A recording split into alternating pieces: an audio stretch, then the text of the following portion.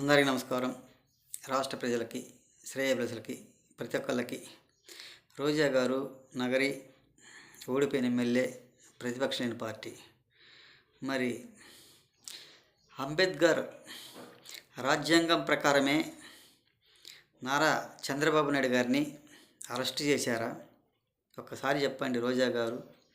అలాగే ఆ పార్టీ నాయకులను ఎలా రాజ్యాంగం ప్రకారం గతంలో మీరు చేసిన పాలన గురించి ఒక్కసారి చెప్పండి.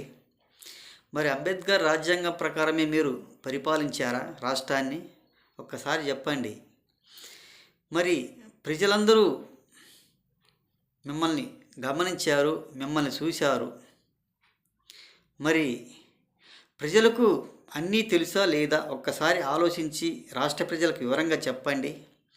మీరు చేసిన పరిపాలన గురించి, మీరు చేసిన దాడుల గురించి, మీరు చేసిన దౌర్జన్యాల గురించి అందరికీ తెలుసు రోజా గారు. అసలు వెన్నుపోటు పుట్టింది ఎక్కడా? ఎవరి తరపునా?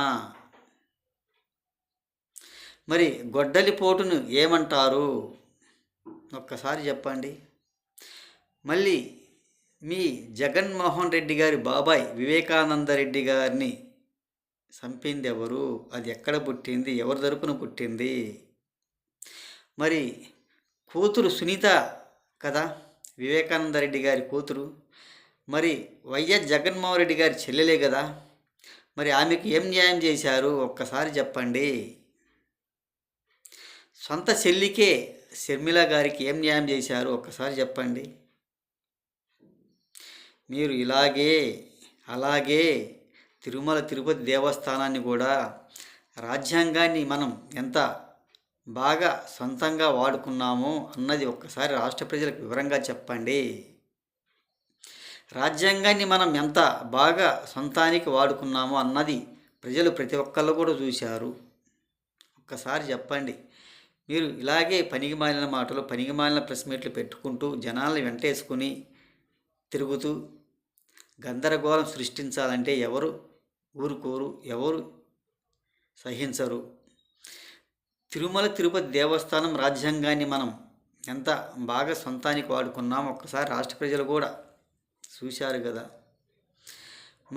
మరి ప్రజలు నమ్మించాలంటే ఎలా నమ్మిస్తారో ఒక్కసారి రాష్ట్ర ప్రజలకు వివరంగా చెప్పండి. ఏది ఏమైనా మనం మాట్లాడేదే మీకు సరిపోతుంది, కానీ రాష్ట్ర ప్రజలకి సరిపోదు. అది మీ నాయకులకి, మీ ఓడిపోయిన ఎమ్మెల్యేలకి, మీరు గెలిచిన ఎమ్మెల్యేలకి వాళ్ళకే సరిపోతుంది. కానీ రాష్ట్ర ప్రజలకి 70% ప్రజలకు మాత్రం నచ్చదు.